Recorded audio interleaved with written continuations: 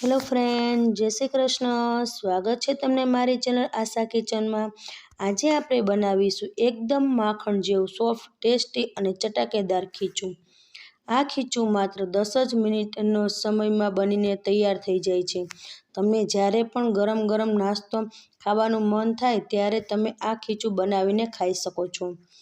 અને આ ખીચુંની ઉપર તમે સિંગ તેલ અથવા અને આચાર મસાલો સ્પ્રિંકલ કરીને ખાશો તો ખૂબ જ ટેસ્ટી એવું લાગશે. તો ચાલો જોઈ લઈએ કેવી રીતે આપણે આ ખીચું બનાવવું ટેસ્ટી.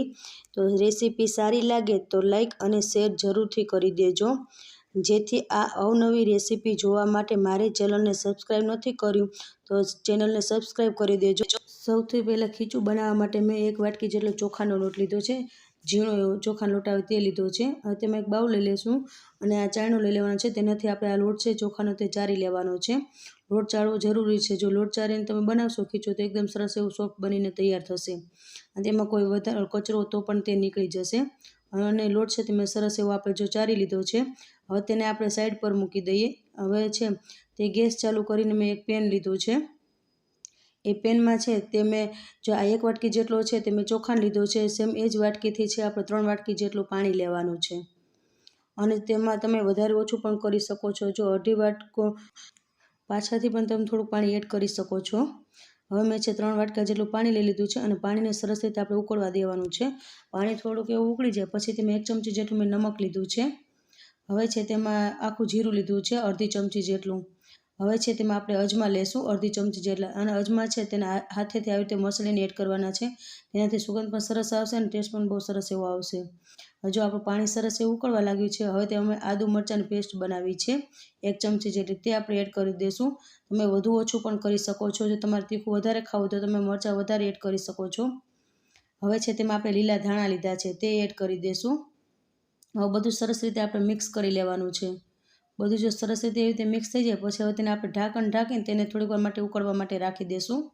હવે આપણે ઢાંકણ ખોલી લઈશું. જો પાણી સરસ એવું આપણે ઉકળી ગયું છે. હવે મેં છે તેમાં થોડુંક તેલ છે એ એડ કર્યું છે. હવે સરસ રીતે મિક્સ કરીને પાછું ઢાંકણ ઢાંકી દઈશું. હવે પાછું આપણે ઢાંકણ ખોલી લઈશું. જો પાણી સરસ એવું ઉકળી ગયું છે. હવે છે તેમાં મેં ખાવાના સોડા લીધા છે. એની જગ્યાએ તમે પાપડ ખાર લો તો પણ ચાલે. હવે સરસ રીતે આપણે આવી રીતે ચમચામાં સરસ રીતે મિક્સ કરી લેવાનું છે. જો સરસ એવું આપણે મિક્સ થઈ ગયું છે. હવે જે આપણે લોટ લીધો છે તે લોટને છે તે આપણે એડ કરતું જવાનું છે અને વેણની મદદથી સરસ રીતે આવી રીતે હલાવતું રહેવાનું છે જેથી આમાં આપણે લોટમાં છે તે ગાંઠો ના રહે. અને જો તમને વધારે હજી કઠણ લાગતું તમે ગરમ પાણી પણ તેમાં એડ કરી શકો છો. જો સરસ એવું ખીચું આપણું બની ગયું છે. હવે તેને છે આપણે એક બાઉલમાં છે તે લઈ લઈશું. હવે એક બાઉલમાં લઈને આપણે તેને પછી આગળ તેને આપણે બાફવાનું છે. જો બાઉલમાં લઈ લીધું છે. હવે પાછું ગેસ ચાલુ કરીને મેં એક પેન લઈ લીધું છે. તેમાં આપણે થોડુંક પાણી છે તે એડ કરી દઈશું. જો પાણી એડ કરી દીધું છે. હવે છે તેની ઉપર આપણે સ્ટેન્ડ રાખી દઈશું. હવે સ્ટેન્ડ રાખીને તેને છે થોડીક વાર માટે આપણે પાણી છે ગરમ કરી લેવાનું છે. જો પાણી સરસ એવું ઉકળી ગયું છે. હવે તેમાં આપણે મેં ડીશમાં છે ને તેલ લગાવી લીધું છે. એ ડીશે આપણે રાખી દઈશું. હવે જે આપણે ખીચું બનાવી રાખ્યું હતું તે ખીચુંને આપણે આ પ્લેટમાં છે તે રાખી દઈશું. જો આવી રીતે થોડું છૂટું એવું આપણે રાખી દેવાનું છે ખીચુંને બાફવા માટે. જો આવી રીતે ખીચું મેં રાખી દીધું છે. હવે આપણે ઢાંકણ ઢાંકી 5 મિનિટ સુધી તેને આપણે બાફવા માટે રાખી દઈશું. હવે છે તે આપણે ઢાંકણ ખોલી લેશું. જો આપણું ખીચું સરસ એવું બફાઈ ગયું છે. તેનો કલર પણ થોડોક એવો ચેન્જ થઈ ગયો છે. જો સરસ એવું આપણું ખીચું બફાઈ ગયું છે. હવે તેને છે આપણે પ્લેટમાં લઈ લઈશું. જો મેં પ્લેટમાં લઈ લીધું છે થોડુંક માટે ઠંડુ કરવા માટે. ખીચું આપણું સરસ એવું સોફ્ટ બનીને તૈયાર થઈ ગયું છે. હવે છે તેને આપણે એક આ બાઉલમાં લઈ લઈશું. હવે તેને આપણે ગરમ ગરમ સર્વ કરવાનું છે. હું તમને સર્વ કરવાની એક રીત બતાવું છું. આવી રીતે એક બાઉલમાં લઈ લેવાનું છે અને એક પ્લેટ લેવાની છે. પછી આ બાઉલની ઉપર આવી રીતે પ્લેટ ઊંધી રાખી દેવાની છે. પછી પ્લેટ આવી રીતે હવરી કરી આ બાઉલ છે તે આવી રીતે જે તે બાઉલની ઉપરથી કાઢી લેવાની છે. અને જો સરસ એવું આપણું ખીચું નીકળી ગયું છે. હવે તેને આપણે ઉપરથી છે તે સિંગ તેલ છે તે એડ કરી દઈશું. આમાં સિંગ તેલનો ટેસ્ટ બહુ સરસ એવો આવે છે.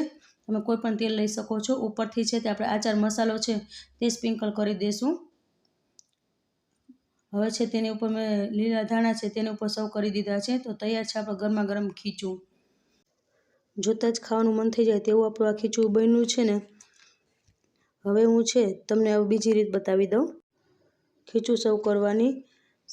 જેમ આપણે બહાર ખીચું ખાતા હોય તેવી જ રીતે બિલકુલ પડિયામાં ખીચું ઉમેરી દઈશું અને પછી તેમાં પસંદ પ્રમાણે આપણે તેલ છે તે ઉમેરી દઈશું અને સાથે છે તે આપણે આચાર મસાલો છે તે પણ સ્પ્રિંકલ કરી દઈશું અને આ રીતે ગરમ ગરમ ખીચું ખાવાની બહુ જ મજા આવે છે. તો તૈયાર છે આપણે ગરમા ગરમ ખીચું. આ રેસીપી તમને કેવી લાગી? સારી લાગી તો વિડીયોને લાઇક કરજો, શેર કરજો અને ચેનલ પર નવા હોય તો ચેનલને સબસ્ક્રાઈબ કરવાનું ભૂલતા નહીં. મારી આ રેસીપી તમને કેવી લાગી તે મને જરૂરથી કોમેન્ટમાં જણાવજો અને તમે પણ આવી રીતે જ મારી રીતે ખીચું બનાવજો. બહુ સરસ એવું ટેસ્ટી ખીચું બનીને તૈયાર થઈ જાય છે. આ રેસીપીમાં બસ આટલું. ફરી મળશું એક નવી રેસીપી સાથે. ત્યાં સુધી જય શ્રી કૃષ્ણ બધાને એન્ડ થેન્ક્સ ફોર વોચિંગ.